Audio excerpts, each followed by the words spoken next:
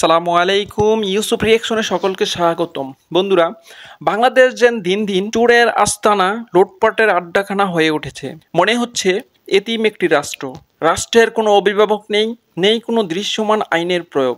দিন দিন যেন হয়ে উঠেছে ভুতুড়ে একটি রাষ্ট্র। যা বলতে চাচ্ছি বন্ধুরা, বাংলাদেশের অন্যতম পর্যটন কেন্দ্র সিলেট জাফলং সাদা পাথরের সৌন্দর্যের মুগ্ধতা কেনা ছড়ায়, তা আজ ধ্বংসের মুখে। সিলেট জাফলং সাদা পাথরের সৌন্দর্য রক্ষায় তৎপরতার অভাব ও অসাধু ব্যবসায়ীদের হুমকি। প্রকৃতি হলো পৃথিবীর সবচেয়ে বড় বিনোদন কেন্দ্র, যেখানে মানুষের মন শান্তি ও প্রফুল্লতা খুঁজে পায়। সিলেটের জাফলং তার অসাধারণ সাদা পাথরের জন্য বিশেষ খ্যাতি লাভ করেছে, যা দেশের অন্যতম গুরুত্বপূর্ণ প্রাকৃতিক সম্পদ এবং পর্যটকদের অন্যতম আকর্ষণ।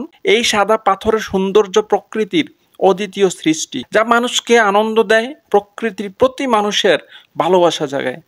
তবে এই সৌন্দর্য এখন বিপন্ন কিছু অসাধু ব্যবসায়ীর হাত ধরে পাথর উত্তোলন দ্রুত বেড়ে চলেছে, যার ফলে জাফলং এলাকাটি একে একে জনশূন্য হয়ে যাচ্ছে এবং প্রকৃতির স্বাভাবিক ভারসাম্য ভঙ্গ হচ্ছে।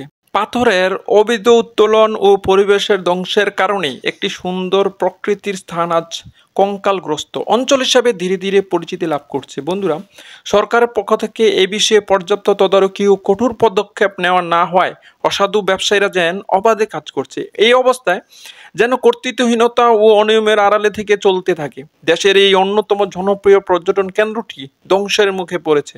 সরকারকে এখন সর্বোচ্চ গুরুত্ব দিয়ে জাফলং সহ দেশের অন্য গুরুত্বপূর্ণ পরিবেশ, বন, জল সংরক্ষণকারী স্থানে কঠোর আইন প্রয়োগ নিশ্চিত করতে হবে।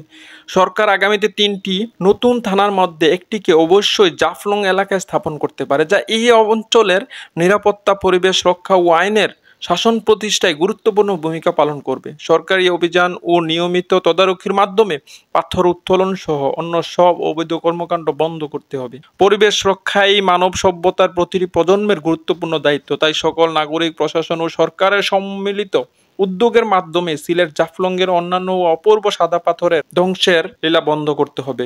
বন্ধুরা, সরকারের প্রতি আহ্বান থাকবে প্রতিটি পর্যটন কেন্দ্র আইন শৃঙ্খলা বাহিনী সঠিক রক্ষণাবেক্ষণ করার জন্য। সকলে লাইক কমেন্ট করে পাশে থাকবেন বন্ধুরা। আসসালামু আলাইকুম।